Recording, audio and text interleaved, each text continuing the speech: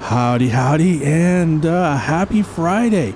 We are back here on Osada and getting started for the end of the week, going into the weekend, and it is going to be an exciting weekend. I am really looking forward to it.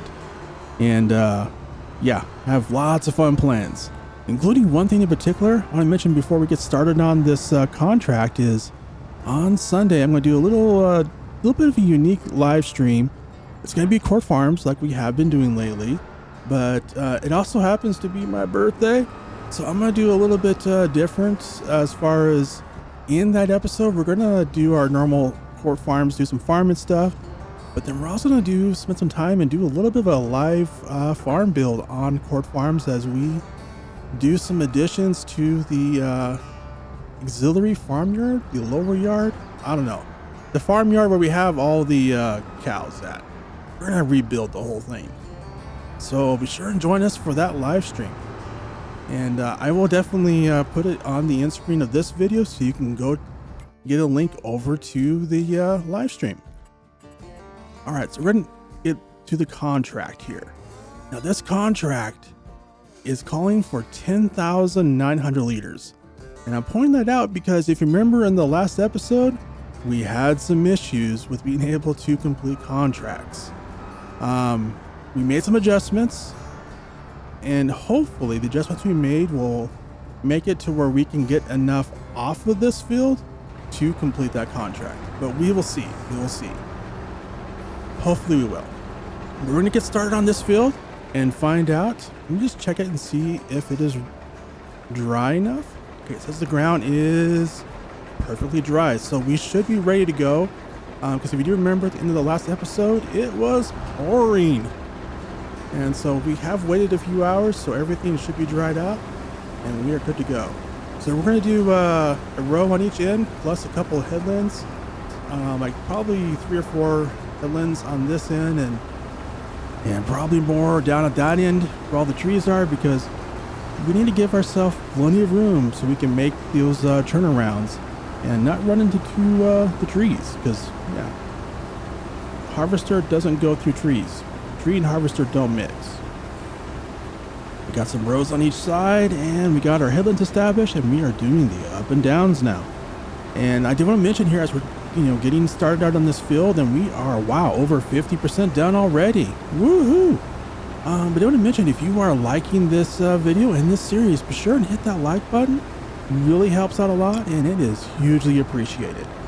I also wanted to mention that at the end of this video, towards the end of it, we're going to be heading over to the store to make a purchase. But we will not be making that purchase in this episode. We'll be making the next one. In this episode, we're going to review what the options are, and then we will put it to a vote in the comments. So you can choose, which one you want to get in the comments, and we will tally up the votes and pick the item that wins. And I will say, if it is a tie, then I'll do the tiebreaker. But yeah, I want to try and get your guys' input on any major purchases we do in this series. So yeah, this next item, we will put it to a vote and get your input on it. So be sure and stick around for that. Now, if I can just get out of the trees here and get turned around, there we go.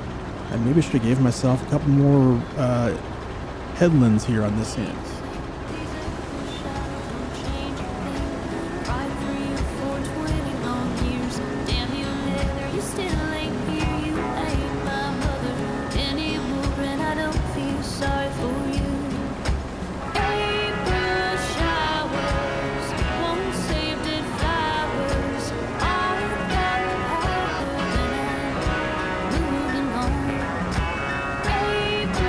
Showers won't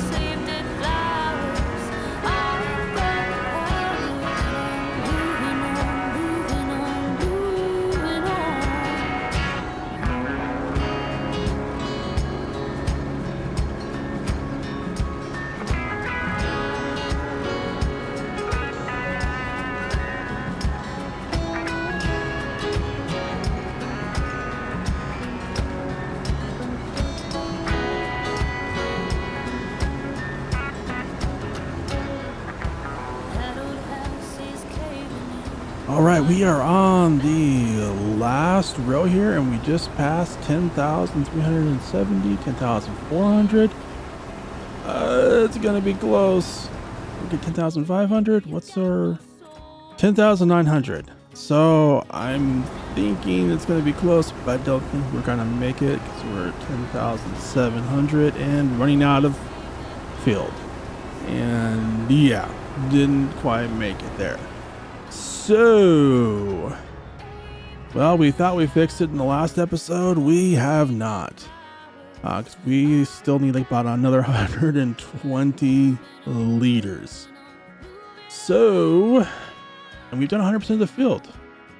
There's nothing left to get. We will not be able to complete it. So we're gonna head over here and go into the contract settings. We were already at 76%. Let's see, 73 puts it at 10,500. You know what? Just because we thought we were good in the last one, I'm gonna drop it down one more to 70%. So that gives us, so that's about a 700 liter buffer, 700 liter buffer, which I think that should translate to where it's supposed to be at based on base game-ish. Close enough. So let's get this dumped into the trailer, and then we're going to get this delivered over to our destination and complete this contract and get paid. All right, harvester is empty. We got the header hooked up and to the trailer, and then we're going to grab the trailer here and take it back to our farmyard. Before we do that though, this thing is filthy. Yeah, we really got it dirty in the last episode. But let's head over here and check this grass out. So we are at growth stage 2 of 3, which means we'll probably hit 3 of 3 in October and then be ready to harvest again in November. I believe November is also the last month we can harvest or mow the grass until spring. So we want to do that cut in November. So we're gonna need to get a mower for this. Wonder if that's the item we're gonna be voting on. Could be. Gotta stick around to find out though. Well, because our harvester's so dirty, we bought a hose so that we can wash this down and get it cleaned up before we put it away, because we are basically putting it away for the winter because we are done with this until next harvest season. And that's quite a few months, and we don't want to put it away dirty. We want to take care of our equipment because this is really expensive equipment. Even if it is old and small, it's still really expensive and dirty. So I was just noticing as I was getting ready to take off here and to deliver this, and we're kind of sunk down here a little bit. I think when I came over here, it must have been still muddy. Not had dried out fully because, yeah, we were kind of sunk down a little bit. Yeah.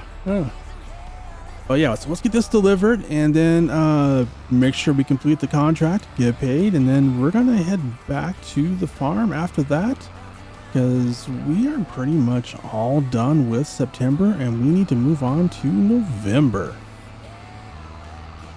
All right, time for a moment of truth. We should be good in the contract, but you know, believe in the scene. We trust that the numbers line up, but what's verified? So let's get this unloaded, make sure we complete the contract, and yep, there we go. And we got a little extra on top.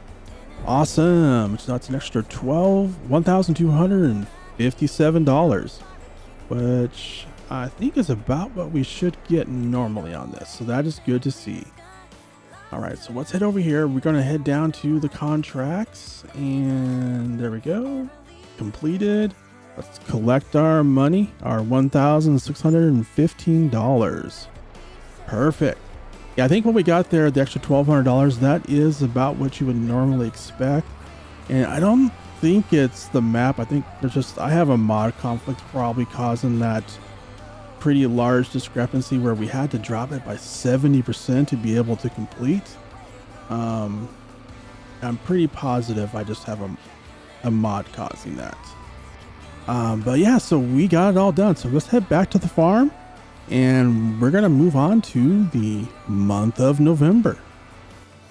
And it is a cold and crisp November morning, and it's, yeah, still a little bit dark. The sun is just starting to come up, but we want to get an early start today because Well, we have some stuff to get done, and we do have rain in the forecast, and I want to get to the store and back before the rain starts. So talking about what we need to get. So we need a mower. Remember, we sold the mower that I bought thinking it was older, but it was actually very modern. It came out in 2019. So yeah, but we have a tedder, and we have this tedder here, which does, turn our grass into hay. And the beautiful thing about it is, besides being old, it also has that built-in kind of guide rails that act like a windrow, which is amazing. But however, what we need to get is we need to probably get a mower and maybe a windrow. Just depends on which mower we get. There are a couple options here that we're going to talk about. But before we head over there, we need to drop off our front weight, because depending on what we get, we may need to get a mower and a windrow. And we might need both the front and the back for that to save trips. So let's get this drop down here. Lower it down there. There we go.